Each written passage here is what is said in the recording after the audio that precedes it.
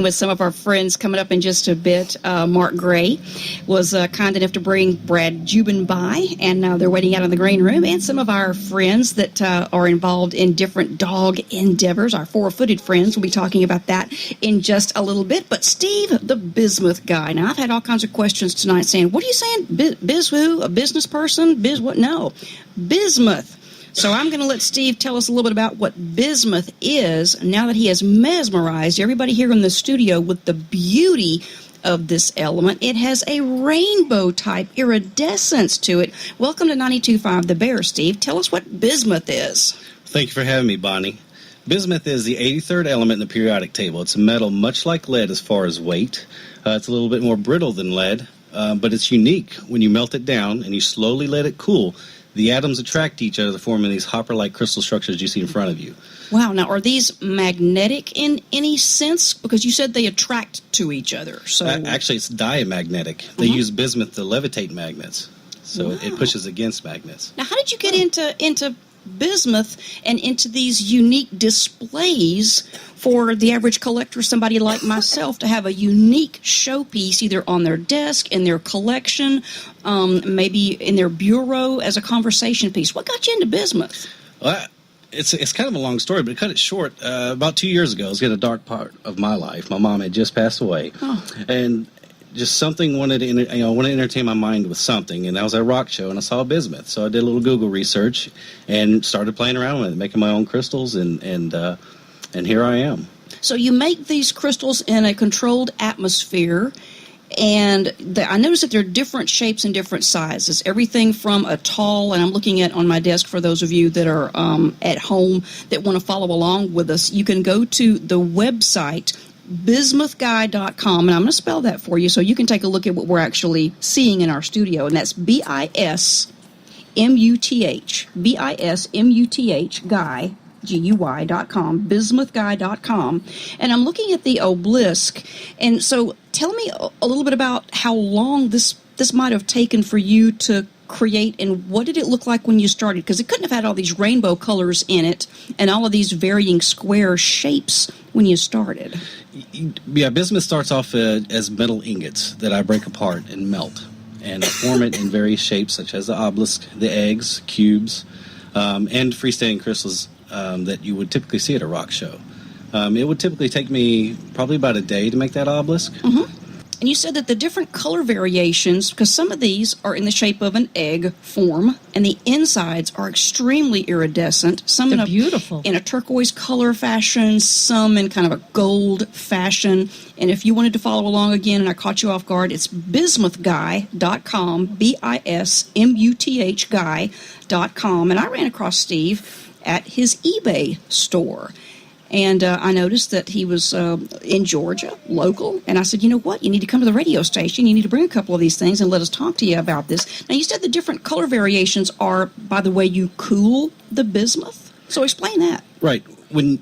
If the interior of the obelisk and the eggs are generally filled with molten bismuth. And when you pour that molten metal out, the air exposes the layers of the crystals to oxygen, and it oxidizes.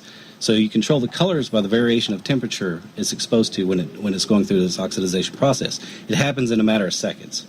When you first dump it out, the crystals have a silver form, and it goes from silver to gold, purple, pink, blue, and all kinds of various colors. So it's a very interesting process to do. Yeah, and some of them are just one color. Yeah. And some are all different colors. They're really unique. Each one is so different. There's peacock turquoise colors here. There's variations of the rainbow here. There's blues and purples. There are some that are gold that go into a gold type of pinky orange. I was just going to say, you might even have some in your medicine cabinet. Yeah, because these are just extremely, extremely unique. That's right. Now, That just went right over her head. What do you mean by Blonde as they come. One of the active ingredients of Pepto-Bismol is in fact bismuth. as in biz. So that I don't see anything Pepto Pink like No, the bridesmaids' dresses that sometimes we get stuck But wearing. they've got a different texture. Each one has is that determined by the heating process or the cooling process? Yeah, the various temperatures affect crystal growth and formation. So I can make a very large crystal, or I can make a cluster of crystals, but depending on the temperature. Do you have people that actually order specific sizes or clusters? Like, do you have it down good question. that well that if someone says, hey, I'd like something in a pink with this? Yes, I can get the colors that they order. It's not a problem. Now, you talked about this started out first as ingots, and for those that are kind of wondering, ingot type of pellet. Brick, like a brick. gold ingot brick. And Yeah. how hot do you have to get this brick or this ingot before it'll start taking on a shape? I have to Google the exact temperature, but it's somewhere around 600 degrees Fahrenheit. 271 Celsius, whatever that converts to. Whoa, now that is pretty hot. So the average pizza oven's not going to do this for the average dude at home that wants to make some bismuth crystals, right? Actually, you could do it on the stovetop. Smaller pieces. Yes. Than this. Mhm. Yeah, Yes. these are pretty large. And how long does it take for it to cool before it's safe for you to touch? Ooh, 10, Several 15 hours? minutes. Oh, No. really? Yeah. Well, you just let it air cool, or do you do anything to the process of Well, cooling? you can obviously throw it in water if you wanted to, but air Well, I that have make this it funny more picture brittle, of you though. standing over the stove with all your metals and a bottle of Pepto-Bismol, stirring, letting it bubble over Wouldn't with be your the hair. first time. There you go. Cures for the common cold with the bismuth guy, Steve. We're going to ask him to take a quick time out. We have Steve the Bismuth Guy from his eBay store and, of course, his website, bismuthguy.com, in the studios with us tonight. We're talking about something that you may have learned a little bit about in school, and we're learning more about it here in the studios tonight. We're sharing that knowledge with you. When we know about it, we want you to know about it on 92.5 The Bear.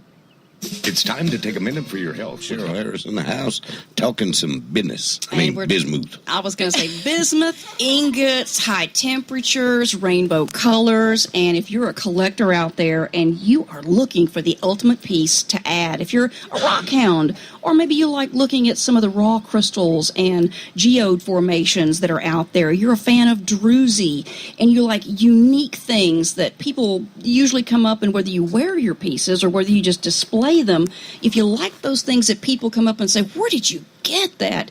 You're going to want to find out about Steve, the Bismuth Guy, somebody local, somebody close, and a trustworthy source for something that is shiny and literally, as we've said here tonight in the studio, one-of-a-kind items. Once again, I want to give you this this website so that you can follow along and you can find out what it is we're staring at here and why we're so mesmerized. It's bismuthguy.com. And let me spell bismuth for you because a lot of people want to spell it with a Z.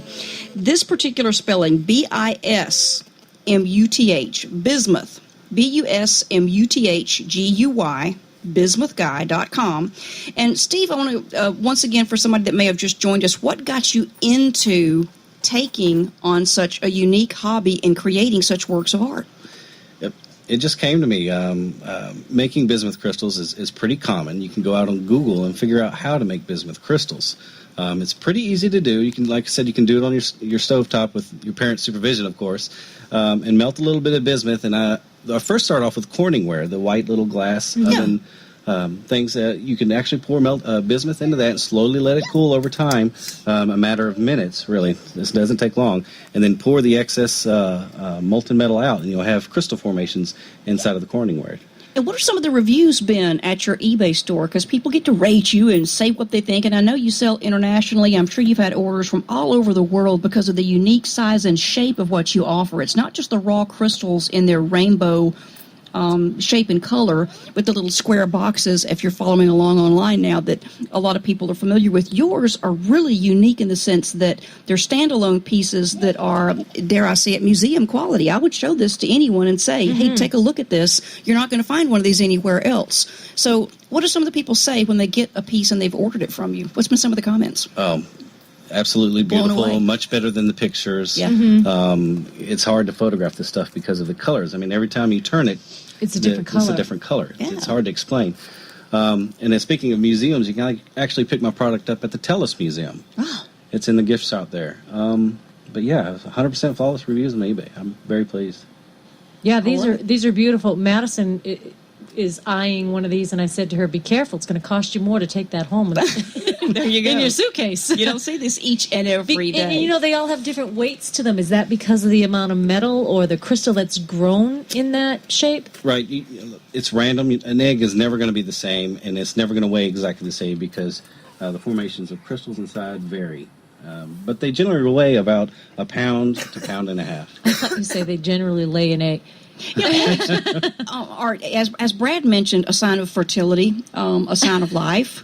I would love to look at the unique ways that people could give these as gifts to their bridal party, give these out at baby showers, have one of these to celebrate the birth of each one of your kids, to remember when you had the bismuth made and when you knew that Junior was on the way, so to speak, and have one of these, just like you bronze a baby shoe. It's something that takes you back and recommemorates a special place in time. People put beads on that are story wheels and things that help them remember certain specific times and dates of their life. So I think this is a really unique way for somebody to remember when they first heard about bismuth, and maybe something that will help them mark a special day. You had said that it was the passing of your mom that got you interested in doing this, and something that helped you kind of pass away the idle hours. And aren't you glad that maybe Mom was talking to you from somewhere far off and said, "Hey, you know what? You need Sonny to get into bismuth." Yeah, yeah, feel exactly like that. Yeah. I think it's very unique. Thank you for sharing your time and your talents with us tonight. Steve, the Bismuth Guy, making a stop by your community radio station. Once again, that website is BISMUTH. bismuthguy.com, and of course you can find a lot of his unique creations there on eBay. He will ship anywhere in the world, and you can tell your friends, "Hey, we heard about that on 92.5 The Bear and we got interested in it and wanted to take a look at that." So thanks for stopping by. There's nothing unsafe about it. It won't harm you. It is a little delicate and fragile, so you don't want to give this to a child as a toy. It does have some jagged edges, but it's excellent to add to your unique collection out there. So thanks for stopping by. Thank you. Thank you. Steve, the Bismuth Guy, in the studio with us tonight. Now we're going to be moving on. I know that Brad Jubin